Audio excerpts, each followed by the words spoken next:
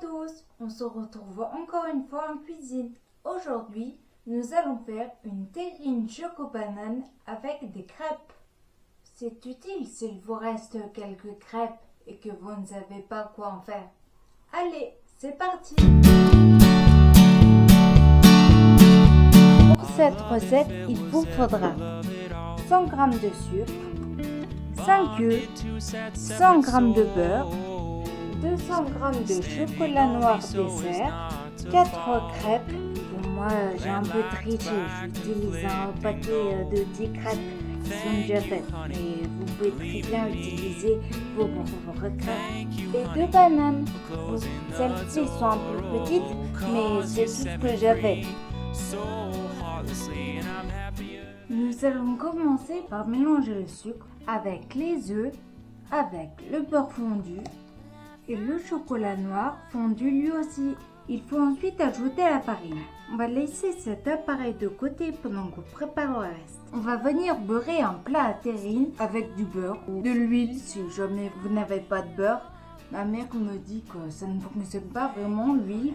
Mais au fond, le principe, c'est de graisser. Donc, je suppose que ça va aussi.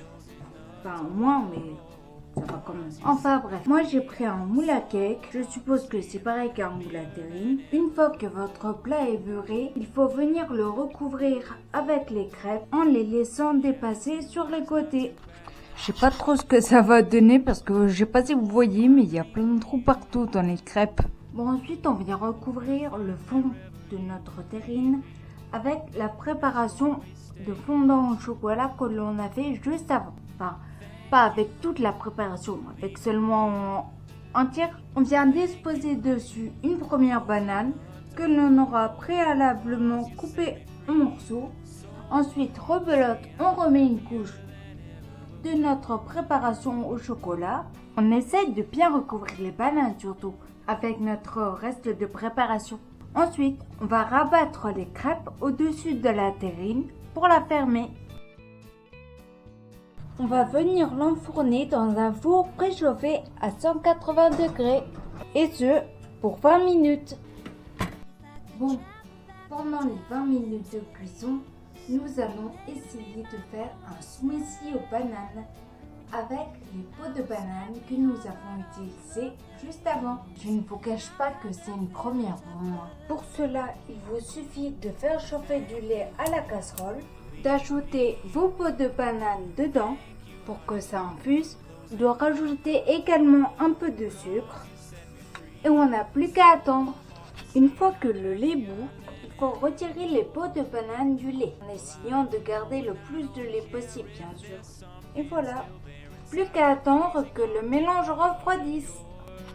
Et voilà mon petit smoothie à la banane. Bon, je vous avoue que ça n'a pas vraiment la consistance d'un smoothie, mais moi je trouve qu'il est assez bon quand même. Je suppose qu'il faudrait mieux mixer et peut-être ajouter des glaçons et mixer. Je sais pas, c'est vous qui voyez. Et voilà le résultat au bout des 20 minutes de cuisson. Et voilà l'intérieur du gâteau. Il a l'air très bon. J'espère que cette vidéo vous aura plu. Ça demande un certain temps de travail. En tout cas, si ça vous a plu, n'oubliez pas de lâcher un pouce bleu, de partager et de vous abonner. Et n'oubliez pas de toujours croire en vos rêves. Ciao tout le monde!